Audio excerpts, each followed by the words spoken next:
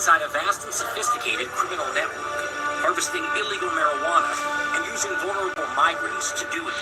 Family homes in suburban U.S. neighborhoods are being used to grow weed, fueling the black market marijuana industry. Call it a cartel Trojan horse hidden in some South Sacramento County fields. Thousands of illegal marijuana plants grown among legitimate crops, and farmers, they had no idea. With more than 36,000 illegal plants seized.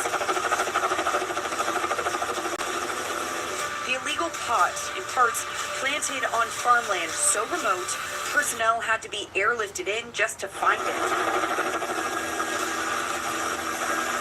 Well, it's actually happening really all throughout the state. Body, multiple bodies. A shocking scene in rural Oklahoma. Are there other people inside? Okay. 4 killed execution style and 1 wounded on what authorities say is an illegally operating marijuana farm.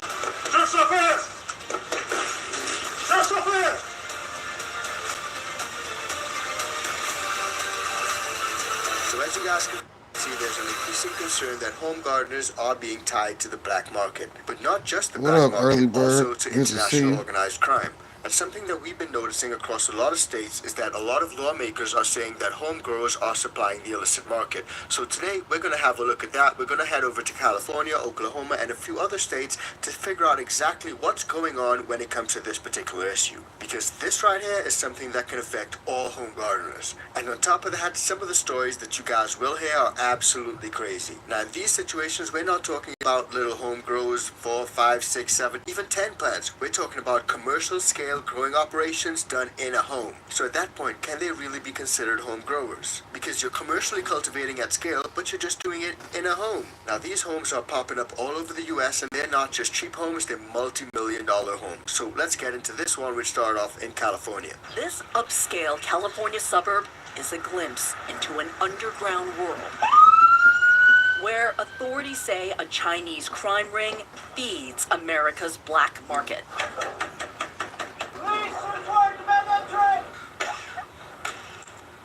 Doors and windows heavily fortified at 3 different homes on the same block in this bedroom community of San Francisco. When officers finally break through, inside it's a massive marijuana farm. These are family homes worth nearly $1 million. The interior unrecognizable. Every part of the home used to grow weed. This is from the nursery, desk, just based off of the way it's set up. Windows boarded up to control the light. A massive ventilation system running full blast. Intricate electrical setups to power lights and fans. A generator in the laundry room. Somebody hold that up here.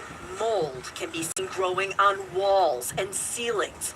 Runoff into makeshift drains. Room after room after room filled with marijuana. You can even tell this is a master bedroom. It's easy to disguise it here. You're not growing outside, you're growing indoors. And as long as the house looks nice and the yard's taken care of, nobody's going to question what's going on inside. Investigators say this bust snagged more than $1 million worth of illegal weed, cultivated by unlicensed growers, using chemicals without regard for safety that end up in the plants. Despite the growth of the legalized marijuana industry, most pot is still sold on the illegal black market.